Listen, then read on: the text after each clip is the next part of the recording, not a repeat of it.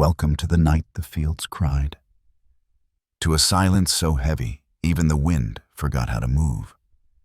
To a story whispered for centuries, carried in blood and song, the night when spirits rose from the soil of Virginia and refused to sleep again. Before we begin, leave a comment where you're listening from and the exact moment the air went still. Because history is not only what's written, it's what we remember when the fields fall silent.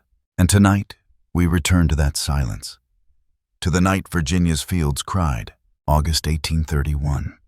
Southampton County, Virginia. The night carried no wind, yet the cotton leaves trembled as if remembering. A single lantern swayed in the dark, its flame breathing unevenly. Somewhere beyond the tree line, dogs began to howl. Then silence swallowed them whole. And from that silence came the faintest sound of footsteps, hundreds, moving as one. "Do not light the lamp," someone whispered. "They must not see the faces of the dead walking." For a moment, even the insects stopped. The air itself seemed to recoil. By dawn, 57 white slaveholders would lie dead across the fields of Virginia. And the man they called Turner would vanish into the swamp like a ghost his own sermons had conjured. This is the story the newspapers could not decide how to name rebellion or revelation. A story whispered between cotton rows and prison walls, retold in hymns that bled through generations. Some called it prophecy, others called it madness. But everyone who heard it remembered the sound of that night, when the fields themselves began to cry. You can still trace the line of that darkness through old parish records, bloodied court dockets, and the water-stained pages of the Confession of Nat Turner. You can still feel the echo in the hush before dawn, when the soil exhales steam and the cicadas go quiet as if the earth itself holds its breath. Nat Turner was not supposed to speak again after the news. Yet decades later, in slave cabins along the Blackwater River, people swore they heard his voice in the mist, preaching the same words he spoke before the uprising: "The last shall be first, and the first shall be last."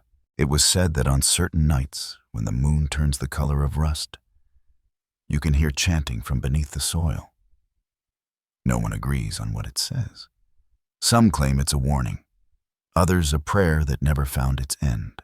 What remains undeniable is the fear that gripped Virginia that summer, not just of rebellion, but of awakening.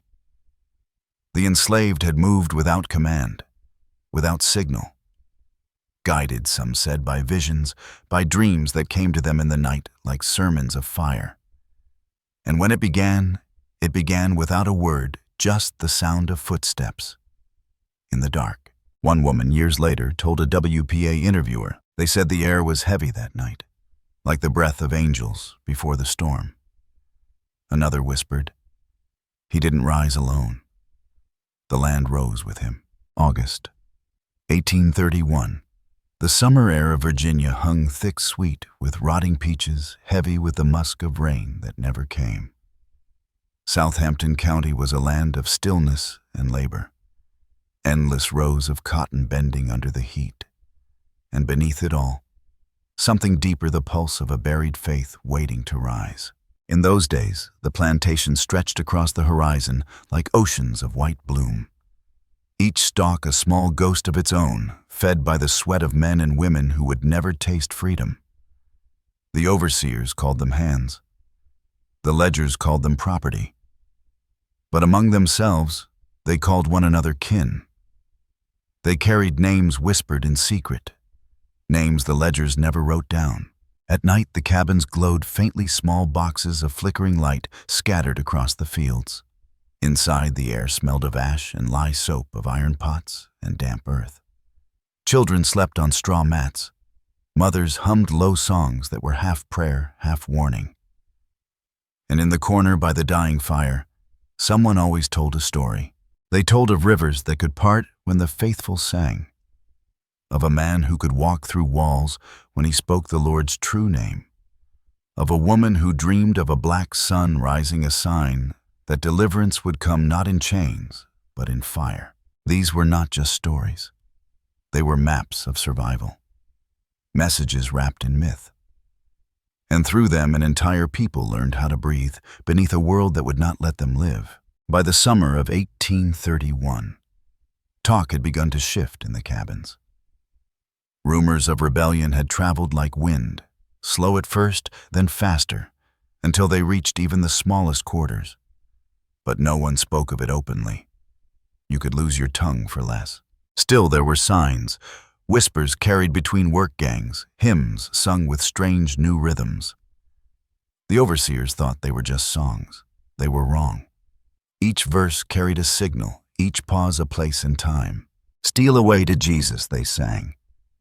But those who listened closely knew it meant meet after sundown, a language born from chains, but fluent in freedom. Nat Turner, they called him the prophet. He was no tall man, not the kind who filled a room by force. He moved quietly, eyes deep, voice soft words, weighted with scripture. He spoke of visions, of signs written in the sky, of blood and judgment. Some said he had seen the face of God. Others whispered that he had been touched by something darker. What no one could deny was the certainty in his voice. Even the white men noticed it. One later wrote that Turner spoke as if heaven itself were taking notes. He was literate rare for a man enslaved. Taught to read the Bible, he devoured it like flame to parchment. And somewhere between the Psalms and the book of Revelation, something shifted. He began to see the words not as comfort, but as command. And lo, a great earthquake, and the sun became black as sackcloth. He said the sign had come. To the others, his words were not madness, they were music. They had lived too long with the sound of the whip to ignore a different kind of call. Southampton's world was brittle then, a society balanced on fear. The plantation owners feared the North's talk of abolition. The North feared the South's defiance. And deep beneath both the enslaved feared only one thing, that God had forgotten them. But in the long, breathless nights of July, Turner preached that he had not. He told them the Spirit had spoken through thunder and eclipse, that the blood moon was a message meant for them. He said deliverance would not come through mercy, but through the plowshare and the sword. Still life went on the same fields, the same overseers, the same songs to keep rhythm with the hoe. Nothing seemed changed, and yet everything had begun to move.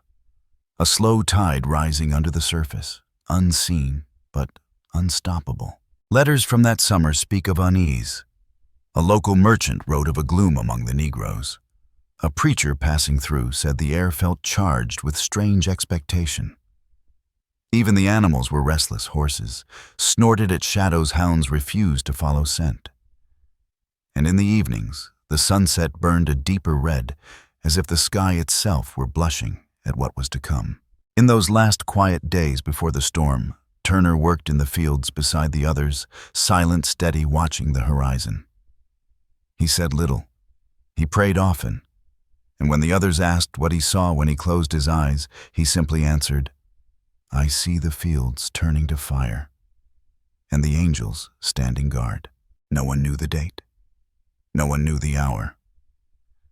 But everyone felt it, that invisible tremor in the air, that tightening of the world before it breaks.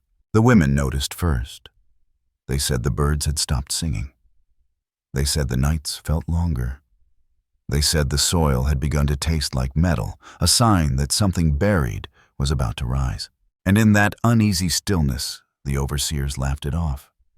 The planters wrote it off. But those who lived closest to the ground, the ones who listened, they knew. They felt it in their bones, in their breath, in the rhythm of the drums they were forbidden to play. They had lived their lives between whispers and whips, prayers and shadows. They knew what it meant when the air grew quiet. The night before, it began, a storm rolled over the horizon, lightning crawling across the sky like handwriting. Some said they saw faces in the clouds. Some said they heard voices calling names long forgotten. And somewhere deep within that darkness, Nat Turner knelt in the dirt, eyes lifted to the burning sky, and whispered, "Now, the records begin, with ink and fear." August 23, 1831, 2 days after the uprising began. The Richmond Enquirer printed its first report. "Bloody insurrection in Southampton," the headline screamed. The words dripped with panic and awe. They called it a massacre. They called him the fanatic. But hidden beneath the hysteria was something quieter. The sound of an empire trembling. Court dockets, prison ledgers, newspaper lines. All tried to capture what happened. None of them agreed. Some said it began with a thunderclap, others with the crowing of a rooster before dawn. One account insisted the first blow fell at the Travis plantation. Another claimed it began miles away in a cabin already haunted by rumor. The testimonies are fragments, each one a splinter of a larger fire. Nat Turner's own words, recorded by lawyer Thomas R. Gray, still survive, though scholars argue how much was his and how much was reshaped by the pen that feared him. Still, his voice comes through the paper like breath through wood smoke. "The Spirit appeared to me and said, 'Such is your luck, such you are called to see, and let it come to pass.'" He wrote, or Gray wrote for him, that the signs were everywhere. The sun turned blue one morning. The blood moon rose over the treetops. Drops of dew fell red upon the cotton leaves. He took them all as confirmation that the time had come for judgment. It began in the dark between midnight and dawn. They moved quietly from cabin to cabin, carrying axes, clubs, and long knives. No gunfire, not at first. Fire came later. The plan was silence, to strike fast, and let the dead speak louder than any shot. Records list 57 names. Men, women, children, planters, overseers, their kin. The numbers appear cold, but the margins tell another story. Ink smudged by trembling hands. Witnesses contradicting themselves. Survivors claiming they saw shadows move, though none passed by. In the days that followed, Virginia turned into a fever dream. Militias flooded Southampton County, men on horseback rifles glinting under the August sun. They killed not only those suspected, but anyone who looked like they might know. Historians estimate nearly 200 enslaved and free black people were executed or lynched in the panic that followed. Entire families vanished into the soil names, unrecorded graves, unmarked. The newspapers changed tone by the hour. On Monday, a savage revolt swiftly contained. By Friday, the black population is possessed by spirits of vengeance. By the next week, the blood of the guilty cries from the ground. The language of fear became scripture, and scripture became justification. But the folklore whispered from cabin to cabin told another version. They said it wasn't vengeance. They said it was deliverance.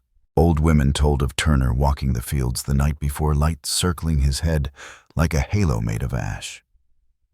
Children swore they saw his reflection in the river after he was hanged, though the rope had already broken his neck. They said his body was buried in secret, that the earth itself refused to take him, that each year when the rains came, the soil rose slightly, as if something beneath it breathed. Some said the rebellion never ended, that those who fell were still marching unseen, unheard but not gone. Farmers in later decades wrote of seeing figures in the fog, moving in formation across the old fields near Cross Keys. No voices, only the sound of bare feet brushing through wet grass. And sometimes on quiet nights, when thunder rolled low across the swamp, they claimed to hear a hymn, slow, rhythmic, impossible to forget. A song not found in any hymnal, but carried through generations. Didn't my Lord deliver Daniel? Then why not every man? It was not rebellion, they said. It was a sermon too powerful for the living to contain. Even among the survivors, the boundaries between faith and fear blurred. A plantation mistress wrote that she awoke the night after the uprising to find her parlor filled with the scent of iron and lilac, though no flowers had bloomed for weeks. A soldier reported seeing lights flickering along the tree line, as though the heavens themselves were on watch. And then there were the dreams. Letters preserved in the Virginia Historical Society mention white families across the region plagued by nightmares, visions of men in torn shirts standing at their bedsides. No sound, no movement, only the smell of sweat and soil. One entry unsigned reads simply, "They do not speak, but they look as though they remember me." Meanwhile, in the cabins that survived, the sweep stories grew bolder. The elders said Turner's spirit had split itself among the people. Each voice that rose in song carried a fragment of his fire. A woman known as Aunt Scylla told an interviewer decades later, "He gone, but his word still walk. When wind come cross them fields that the sound of him thinkin'." The Freedmen's Bureau would later collect tales from that region many decades after emancipation. In those interviews, soft, hesitant spoken through old memories, the rebellion still lived. A man named Jacob Jarvis said his grandfather kept a Bible under his floorboards, pages marked with ashes. He said it belonged to the prophet Jarvis, told the recorder. "He say when I die, don't read it out loud. Them words still hot." In that same archive lies a note scrawled in pencil, unverified relic believed to be Nat Turner's Bible, not to be displayed. Even in death, Turner's story remained dangerous. Too close to sacred. Too close to true. The folklore spread far beyond Virginia. Down the Carolinas, across the bayous of Louisiana, into the freed settlements of Pennsylvania. Everywhere the name Turner was spoken, the air changed. He became a parable, a warning, a ghost. And in each retelling, the night of August 1831 grew stranger. Some said the sky split open and a black sun bled across the fields. Some said the stars fell like sparks onto the cotton and burned without flame.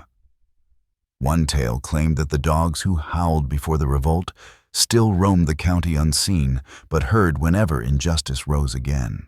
Fact or faith, record or rumor both live side by side in the soil of Southampton. Walk the fields today, and you might still find the faint outline of cabin foundations. A shard of crockery, a rusted nail, the ghost of a path through the trees. Locals will tell you that on humid nights when the air turns thick as syrup and the crickets fall silent, the ground hums. Not loudly, just enough to feel beneath your feet. They say it's the sound of prayers buried too deep to die. The official record closes coldly. Turner captured, tried, executed November 11, 1831. But the folklore refuses to end there. Because in the hush between official lines, history breathes again.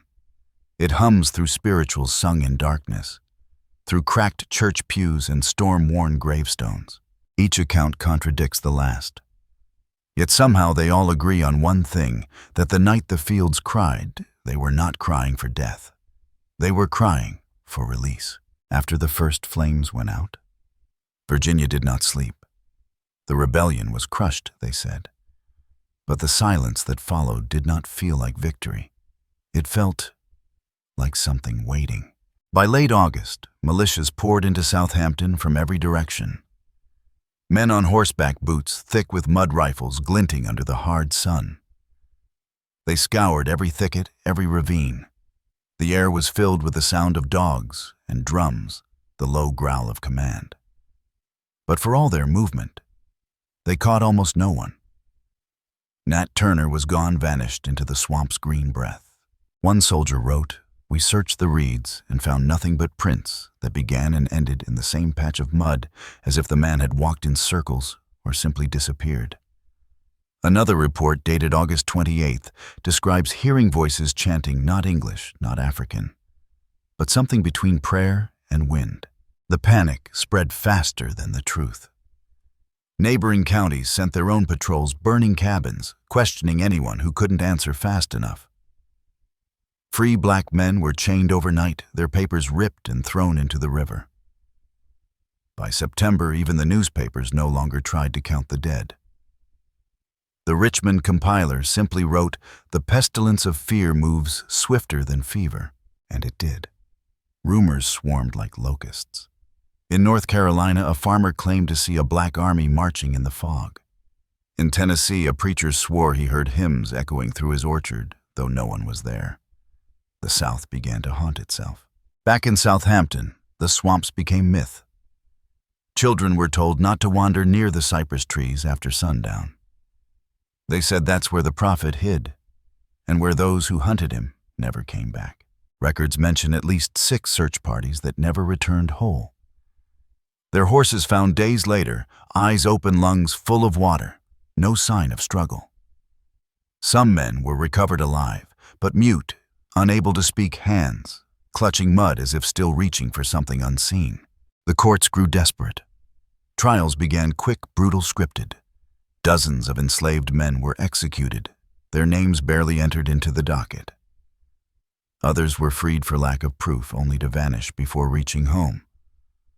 Witnesses contradicted each other. Dates shifted. Statements blurred.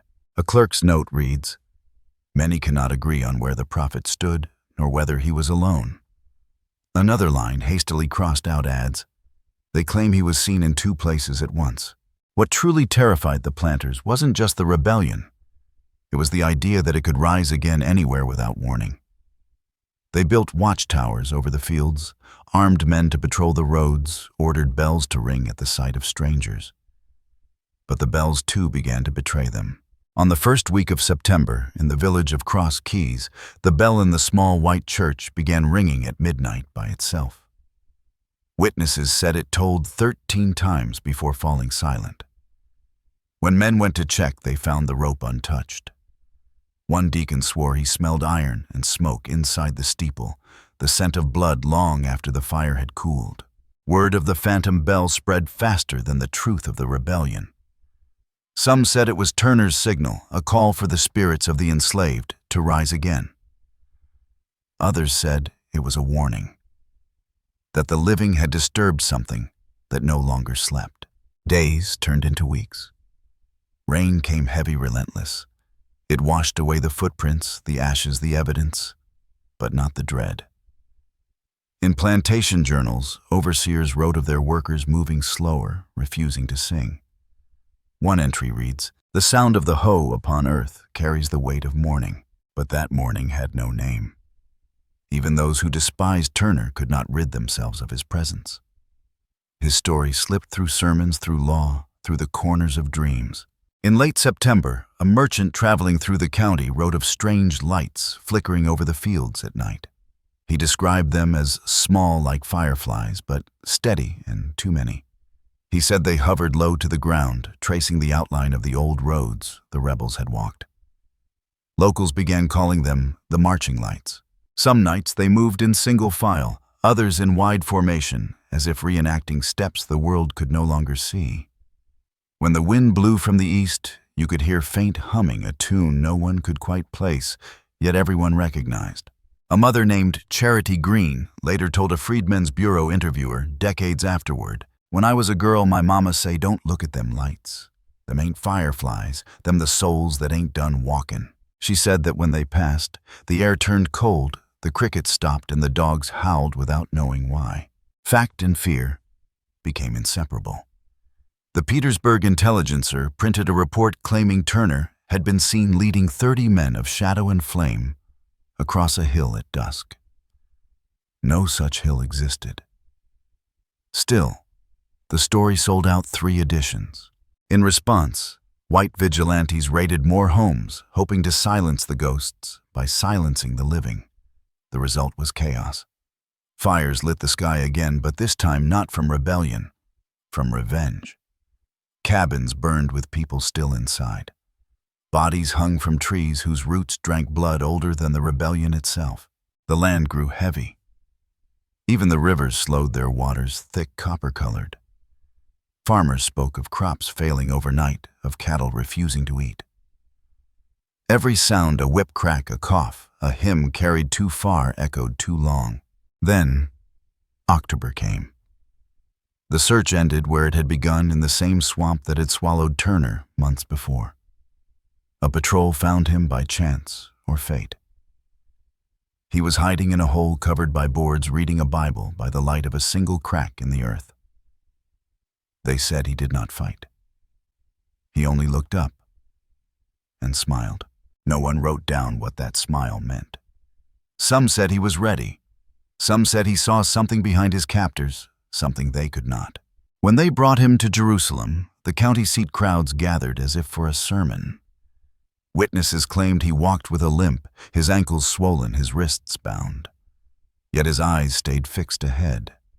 A soldier recalled he moved as if already free. His confession, taken in a jail cell a few days later, would become one of the most debated documents in American history. Thomas Gray, the lawyer, wrote that Turner spoke calmly, that he felt no remorse for the righteous vengeance of the Lord. But others present swore that the air in the cell was cold, that Turner's breath came out as mist even in the warmth of noon. When asked if he regretted what he had done, he replied, "Was Christ not crucified?" Then he said nothing more. The execution came swiftly. November 11th, a gray morning, crows gathering on the gallows. When the trapdoor fell, the crowd gasped. Not because of the drop, but because the rope snapped halfway. It had been used too many times before. They fixed it, tightened it, pulled again. No sermon followed. No prayer. Only the sound of boots in the mud. And yet, that night in the cabins nearby, people swore they heard singing. Soft, low. The same tune Turner had once taught his followers. It carried through the woods, through the smoke, through the miles, until even the soldiers heard it. They said the wind hummed the melody back to them. For days afterward, the county couldn't keep its clocks. Bells rang early. Roosters crowed at midnight. The sun seemed to rise slower. The farmers said time itself had gone crooked. Then came the final twist. The body vanished. Buried in secret, yes, but the grave was never found. Gray wrote that Turner's remains were disposed of discreetly. But in another letter, kept in a private collection, an officer confessed, "We laid him to rest by the riverbank." By morning, the earth had risen, as if pushed from below. Within a week, the rains returned heavy, pounding red with silt. They say it washed the soil clean. But the stories say otherwise. Those who worked the fields claimed the ground never settled again. It throbbed faintly under their feet like a heart that refused to die. And from that pulse came new songs, new prayers, new rebellions. Virginia's rebellion ended on paper, but in the night it began to multiply. In Georgia, whispers of Turner's ghost preaching in dreams. In Louisiana, men waking in the cane fields, hands clenched around invisible tools. In South Carolina, a preacher claimed to hear a call not of this earth. Each story fed the next fact, breeding folklore, folklore feeding fear. The South began to hear voices not just in swamps and fields, but in its own conscience.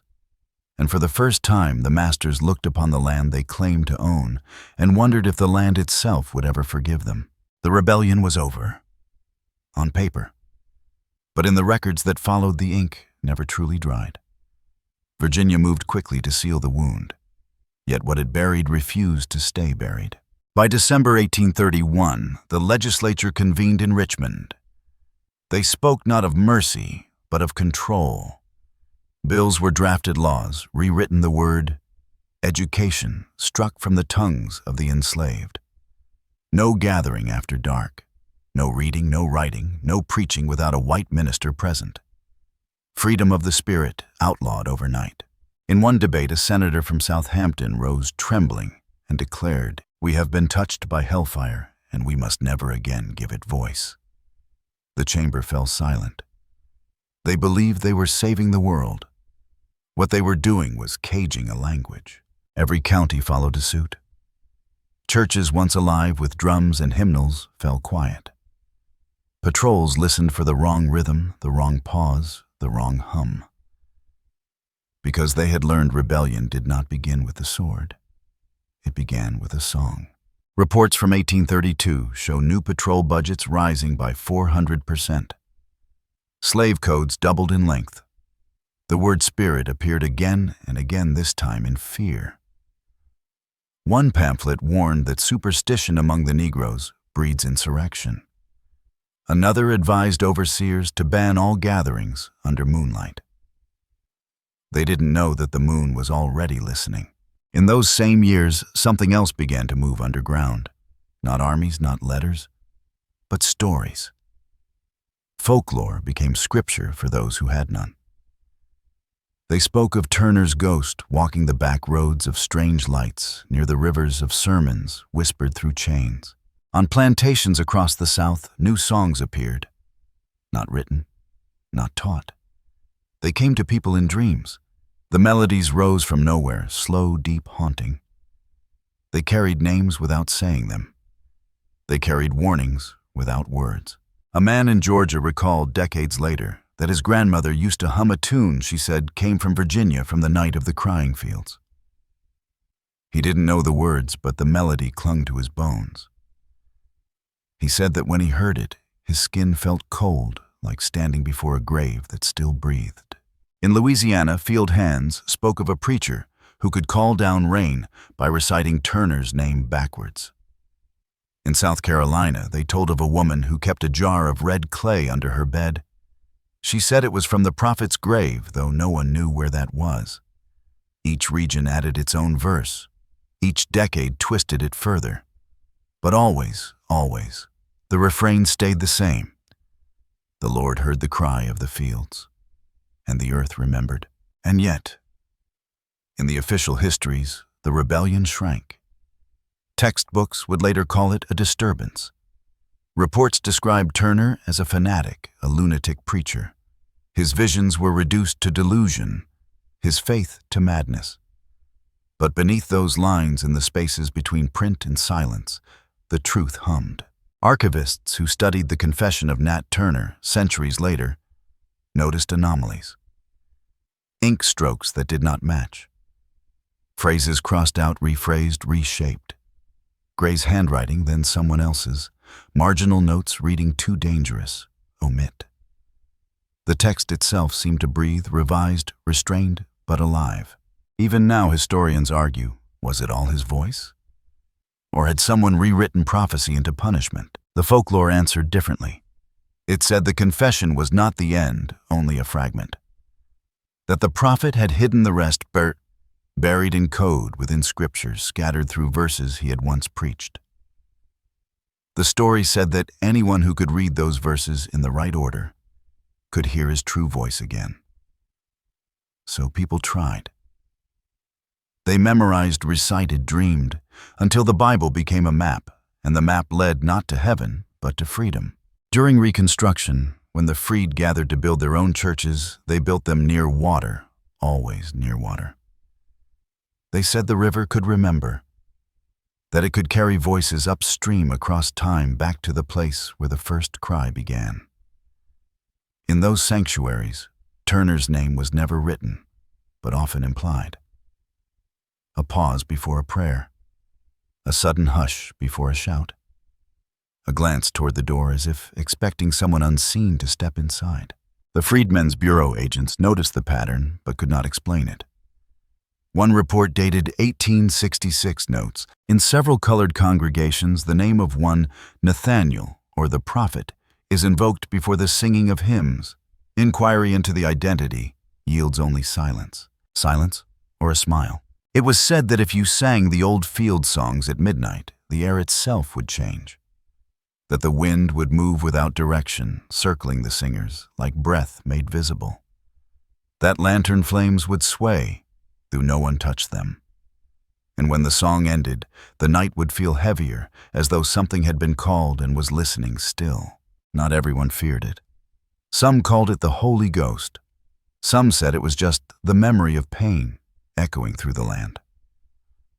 But among the elders, those who carried scars older than freedom, there was a different name. They called it the Shadow of Turner, an invisible companion that followed each generation whispering when justice slept too long. It was not a curse, they said, it was a promise. The folklore spread beyond the South northward into the streets of Philadelphia, New York, Boston. Freed families carried it with them, tucked between pages of Bibles and school books. In Harlem, a century later, poets would write of the man who walked through fire and left footprints in ash. Blues singers turned his name into rhythm preachers, turned his prophecy into cadence. And still, in the background, the same hum. Some researchers believe the melody that haunts early spirituals Those slow, mournful notes that rise and fall like breath traces back to the rebellion. One tune collected by ethnomusicologist Alan Lomax in 1933 carries a refrain almost identical to the chant recorded in 1831 by militia officers. Heaven open fire come down. Heaven open fire come down. Between history and sound, the line blurred. Between judgment and salvation, the same.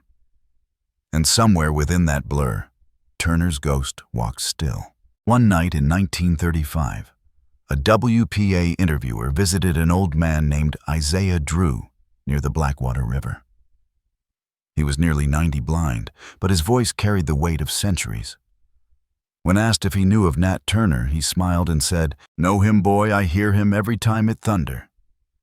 That man ain't done speaking yet. The interviewer asked what he meant. Isaiah leaned back, his hands trembling like leaves in a quiet wind. Every time it storm, I see the fields light up red same way they did that night. That the Lord talking back. You just gotta listen slow. He paused, and then added barely above a whisper, "Ain't ghosts what haunt Virginia? It's memory." Even today in Southampton, some farmers refuse to plow certain patches of land. They call them the listening fields. Said to hum when thunder rolls, to sigh when rain falls. Tourists pass by unaware, but the locals know. They feel it underfoot, a warmth, a pulse, a breath. Fact and folklore blur again, neither willing to yield to the other. Archives give us paper and ink. The people give us rhythm and echo. Between them lies the truth, a truth that refuses to die. Because perhaps the dead are not asking to be mourned, but to be remembered rightly. And as long as someone hums the tune, as long as someone somewhere still looks toward the horizon, when the thunder begins, then the night the fields cried will never truly end. For more than a century, the rebellion slept. At least that's what the records say. But the land remembers differently. Every few decades, someone tries to listen again, and the land answers. Sometimes faintly, sometimes too loud.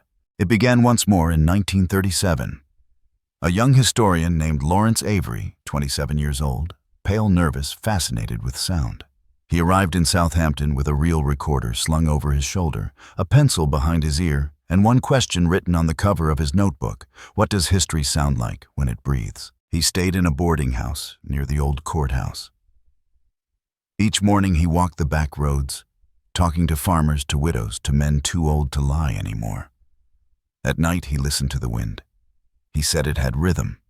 He said it carried something the papers forgot. One local, an elderly woman named May Carter, told him about the nights when the soil hums. Avery laughed gently and asked her if she meant thunder. She shook her head. "No, child. Thunder come from the sky. This sound come from under your feet." He wrote it down, page after page. He filled 6 notebooks with names, fragments of songs, coordinates of vanished cabins. And then silence. His last entry, the bell. I heard it. Once. In the dark. No rope, no wind yet. It rang. The sentence stops there. No signature. No closing line. 2 days later, his reel-to-reel recorder was found by the Blackwater River. The film inside blank. His notebook damp, unreadable. His body never found. The official report called it an accidental drowning. But the locals knew better.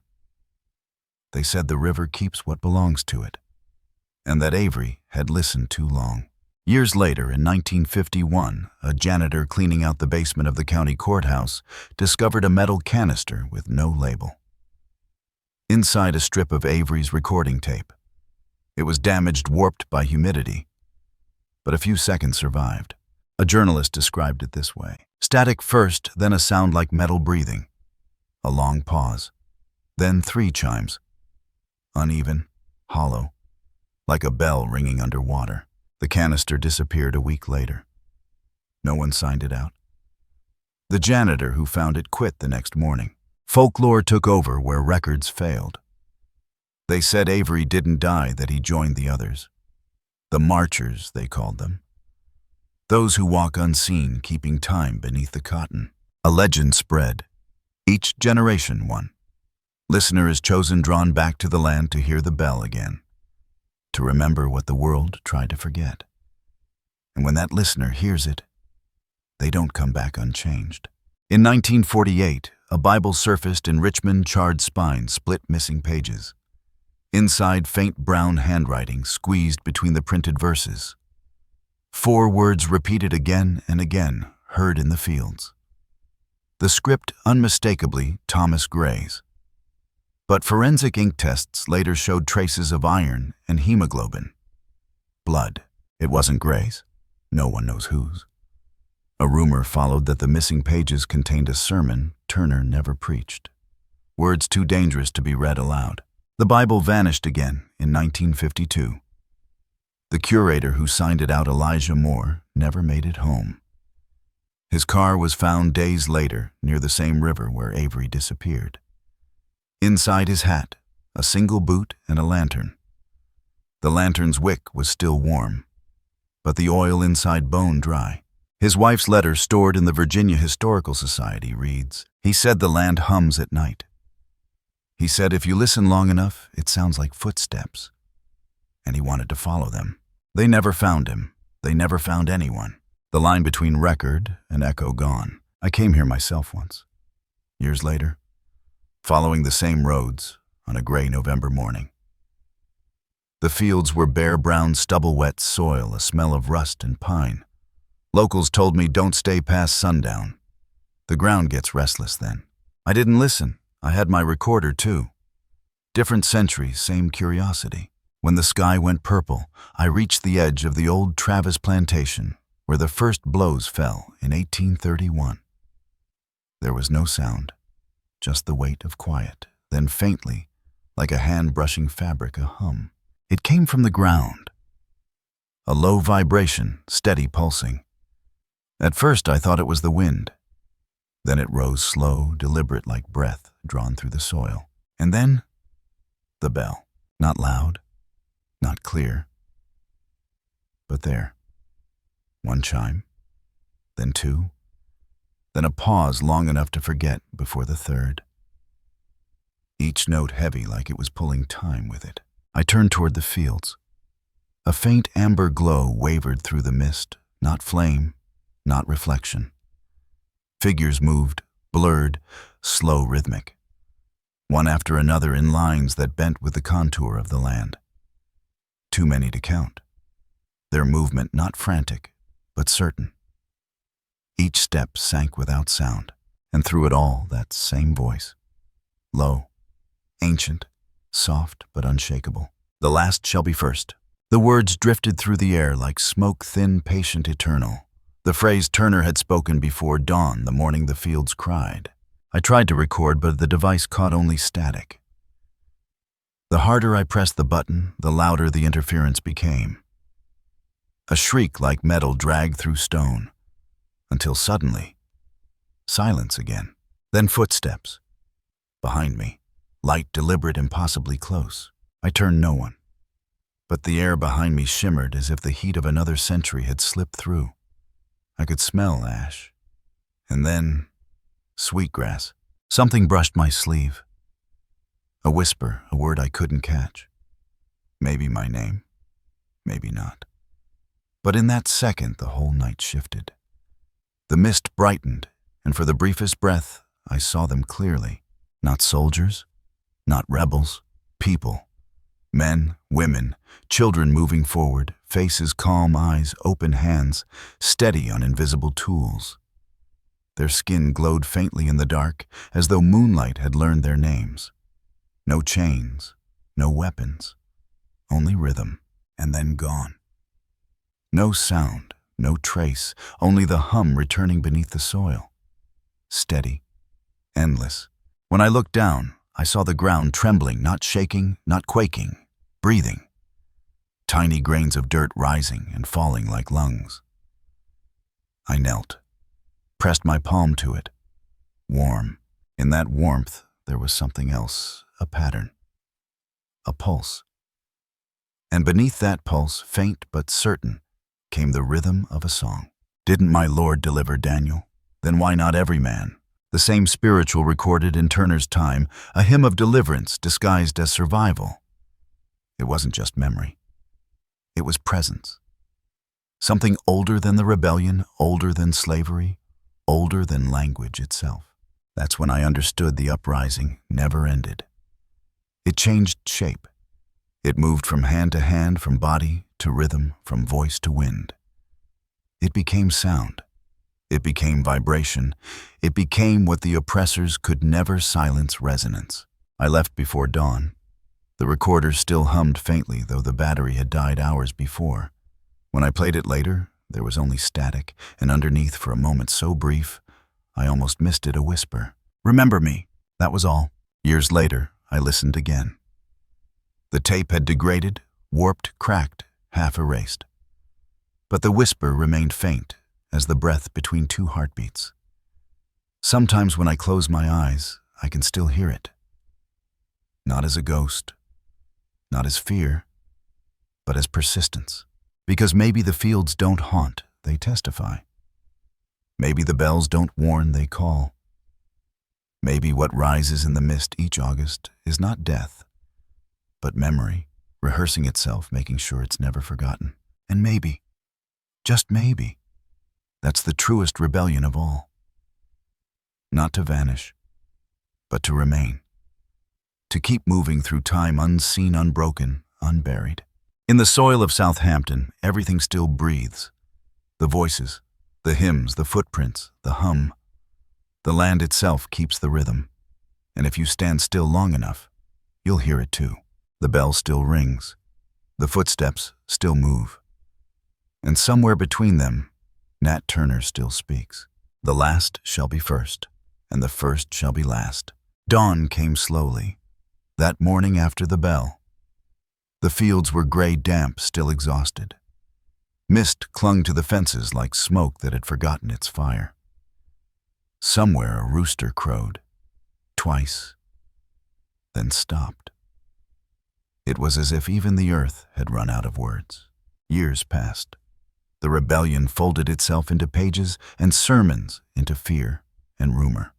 Men were hanged, laws, rewritten, churches silenced, and yet the sound remained. In Southampton, time moved strangely after 1831. The harvests faltered, families left. The soil never quite regained its rhythm. Old farmers said the ground was too soft, that it sank when you walked as though something below was still moving. And then, the songs. They kept returning. In cabins, in fields, in tiny praise houses built from scrap and faith. Whispers turned to humming. Humming turned to hymns. No one remembered who started them, but everyone knew how to join. "Didn't my Lord deliver Daniel?" The same line repeated across decades, whispered by mothers, murmured by men, sharpening tools sung by children chasing the wind. Every repetition softened history's wound and reopened it. Each note said what words could not: we are still here. When emancipation came, the law declared freedom, but the land held the memory of chains. The freed moved northwest, anywhere the rivers carried them. Yet their dreams carried the same echo. Some spoke of visions, a line of figures walking through fog, leading them safely across swamps, across borders, across time. They never said the name, but everyone knew who led them. In the Reconstruction years, when the freedmen built churches, many used wood salvaged from plantation cabins. They said the spirits inside the timber would remember what had been done and never let it happen again. Each board hummed faintly when nailed. Each church bell, when it first rang, trembled longer than expected, as if answering another bell far away. The records go quiet for a century. Then the sound returns in fragments. A WPA interviewer hears a hymn in Georgia, with words nearly identical to Turner's final sermon. A blues singer in Mississippi claims he dreams of a man in white light walking the riverbank with a book that bleeds. A student in 1935 writes of a pulse beneath the ground while researching slave burial sites in Virginia. The facts don't agree, but the rhythm does. The hum repeats. The bell returns. The fields still cry. By the 1960s, the civil rights marches echoed something eerily familiar, feet moving in cadence songs, rising from sorrow, faith stronger than fear. One marcher in Selma carried a sign that read, simply "Heard in the fields." No one asked what it meant. No one needed to. Turner's story resurfaced in classrooms, in pulpits, in films. Each version reshaped, debated, judged. But beneath the politics and the noise, there remained a simpler truth. He was not alone. He never had been. He stood at the edge of something vast, an ocean of unheard voices moving beneath the floorboards of history. When he spoke, they answered. And maybe that's what haunts Virginia, not ghosts, but recognition. A landscape that remembers what men tried to erase. A memory that refuses burial. Today the fields near Cross Keys lie quiet. Tourists pass by, most don't stop. The markers are small, the words polite. They say site of the Nat Turner rebellion. But the air around them says more. If you listen, really listen, you can hear a low vibration under the cicadas. Not loud, not constant, just steady, like a heartbeat buried too deep to die. A few locals still leave offerings at the old churchyard, coins, flowers, a page from a Bible, sometimes a stone painted red. No one knows when the custom began. Some say it's for Turner. Others say it's for the nameless, those who rose, those who fell, those whose stories were left half told. When storms come, lightning always strikes the same tree near the riverbank. The bark splits, the wood smokes, but the tree never burns. The elders call it the witness tree. They say its roots reach where the prophet's body lies or where it refused to lie. Once a child asked an old woman why the rain feels heavy in August. She answered, because the sky remembers too. And maybe she was right. Because memory is not a thing that dies, it transforms into rhythm, into echo, into story.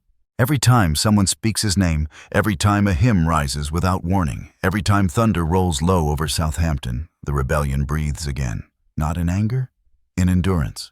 Some historians chase documents, others chase proof. But sometimes the truest record is vibration.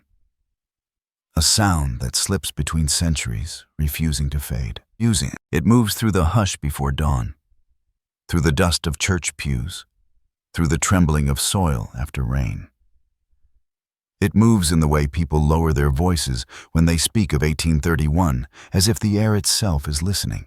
And when they pause, you can almost hear it, a distant toll, soft, tired, but clear. The bell, still ringing. Some nights I dream I'm standing in that same field, the mist low, the light thin, the ground breathing. I don't see them, but I feel them. The hum beneath my feet, the warmth of something older than fear. And in the dark, a whisper patient, almost tender. We are not gone, we are walking still. Then the dream fades. And I wake with the taste of iron in my mouth, the smell of soil on my hands. And I remember history does not end where the ink stops. It ends where we stop listening. So tonight, listen. When the thunder rolls, when the air goes still, when the crickets fall silent, listen. Because somewhere beneath the weight of centuries, the fields are whispering again. And if you listen closely, you'll hear what they've been saying all along. The night the fields cried was not the night they died. You've just heard a record that history never closed. A story the soil itself kept safe until now. If their voices moved you, if the hum still lingers when the video ends, leave a comment where you're listening from, and remember, the fields still remember you. Stay until dawn.